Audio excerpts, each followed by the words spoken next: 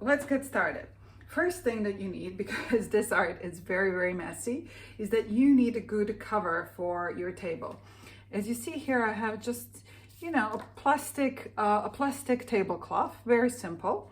And then on top of it, I usually put either another plastic on which I'm going to pour. I try and reuse and recycle as much as I possibly can. So this is probably from some packaging that I bought, or some people use these are pet training pads, or also they sell as incontinence pads. These are quite good because they absorb a lot of paint that falls over, because believe me, you're going to be finding drips of paint absolutely everywhere. So that's number one thing that you need. Second thing that you need, you obviously need some things where you're going to be doing your fantastic art. And so there are a number of options here. I have a lot of these are 5x7-inch. These are canvas boards in particular, and these are just small canvases. And what I usually do with them is when I have an idea or I want to try something out, I just pour over it. I don't do anything. I just keep pouring over it, because it doesn't matter if it doesn't dry smoothly or anything like that, because I just want to see if the color combination is going to work or not. So that's a great thing to use something like that rather than be using a big canvas over and over. You can do that, of course, and you can pour over a big canvas, but then at some point you will have to scrape it and gesso it and start all over. So this is really a great thing for beginners. Another option, another thing that you can use is you can just use some photo paper or some very thick paper. I think this is a 400 GSM paper or GSM, not quite sure how to, but anyway, it's a thick paper and it's A4. And I also love using these for experiments, because I don't have to do anything. I don't have to scrape it. I can just throw it away, and you can get a lot of these papers very cheaply. I bought these on Amazon. The next thing you're going to need, as I mentioned, because it gets very messy, is gloves. And this is just gloves that you can buy anywhere. They're latex gloves or just ordinary gloves, and I reuse them as much as possible. You definitely need that. You will also need frog tape, or this is also known as painter's tape. This in particular is frog tape, and I like this one the best because it actually stops the color from bleeding. What I mean by that is, if you want to be very neat with your canvas, you will want to put this frog tape on the back so that when you peel it off, it's nice and clean and even.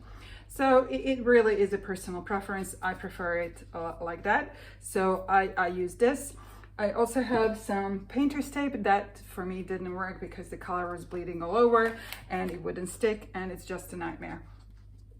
What you also need is some, I don't know what it is called, like hook cups or something like that. Basically, these things, you screw them in to your canvas so that your canvas can stay and you can easily tilt it.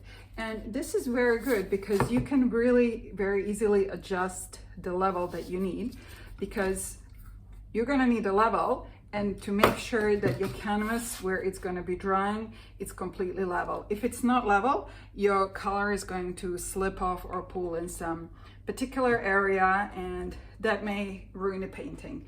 So you do need to make sure it's leveled. And with these things, it's really quite easy. So yes, you need a level. Don't get a small one. I bought a very tiny one. Get a very long one if you possibly can, because it makes your life so much easier. This one is 60 centimeters or 24 inches, and it's great. I got that on Amazon as well. What else? You're gonna need some tweezers, because you will find that in your paintings, when you do pour it, there may be a bit of lumps or something that shouldn't be there. So you're gonna need your tweezers to fish that out. This is the easiest way to do it. You're also gonna need a palette knife. You will need some baby wipes. You're gonna need some paper. You're gonna go through a lot of those. You will need a scale because you need to measure the ingredients. You need some plain old tap water. I just use plain tap water. You will need some PVA glue. PVA glue. And you need this to make your pouring medium. Pouring medium is what you put into your color to make it liquid and to and ready for pouring.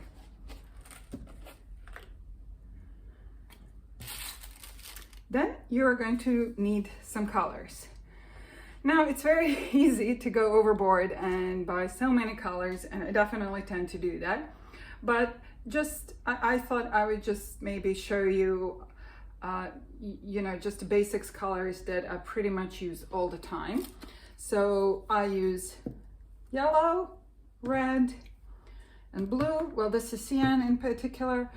And these are also known as primary colors, and with them you can make a lot of different colors. So for example, these two will make an orange, these two will make purple, these two are gonna make green. So you can play around with it. So to add to that, I use white as well because I use a lot of white, and then you can change and get different tones. I also use a lot of this primary magenta color because I found if I add a little bit of yellow to it, I can get a nice kind of orangey color. Or if I add it to red, I can get a nice vibrant red. Or with this, I can get different shades of purple and violet. It's very pretty. And I also like shimmer. So I like this gold color that I use quite a lot as well. So that's for the colors. Then you're going to need another container where you're gonna store your pouring medium. So I just use this. As you can see, it's just a plain old bottle. I also use these containers from the glue because then I can make a lot of pouring medium all in one go. You're gonna need some stirring sticks. And finally, you're going to need some pots where you're gonna be mixing your colors. So, as I said, I reuse everything. So these are just old yogurt pots. I like them because I can cover them with this little lid that comes. And I also put some extra plastic in between to make sure that it's airtight, and that way my color can stay in this for quite a long time. I know a lot of people buy some special containers. It's absolutely up to you. I find this works really, really well for me.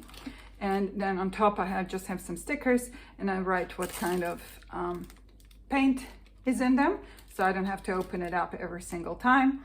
And then I also usually write if I am experimenting, what is the different, what is the mixture of paint to pouring medium. Or you could also just get some small cups like this, into which you're gonna be layering your color and then pouring it out. Again, really using anything works. So you can just use old jars, or I use a lot of yogurt pots.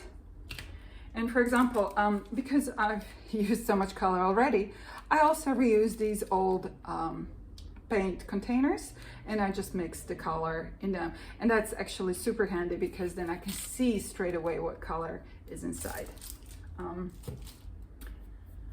You may also need some silicone oil, but I wouldn't buy that necessarily right away because you may or may not want to be playing with cells, and they are a tiny bit difficult. So just to start, just to get you started with some regular pours, this is what you will need. And my last item is my heat gun.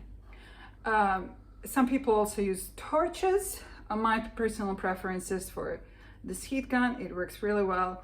And you need heat gun for two reasons.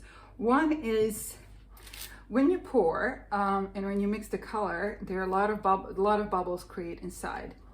So these bubbles, if they're not popped, when the painting dries, they create some tiny little marks, kind of like, you know, tiny little craters, and then the painting doesn't look very smooth. So going over a heat gun or a torch will help to bring them up to the surface, because they rise up to the heat, and that helps to pop them over. This is why you need that.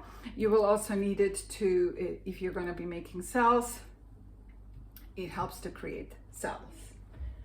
I'm just trying to think if there, yes, you're going to need some old clothes or an apron, because the color is going to get everywhere.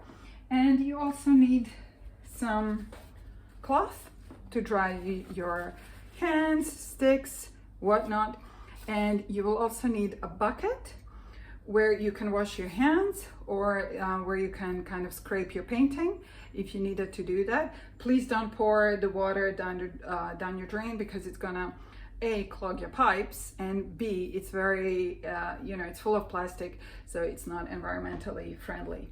And then when the water in the bucket is very saturated, what you need to do is maybe put it like on some kind of a tray so that it can evaporate, and that way this is disposed of more in a much cleaner way. Great, well, I hope you have enjoyed that. It's a rather quick tutorial, but I hope it gets you started, and I look forward to seeing your masterpieces. All right, take care, bye.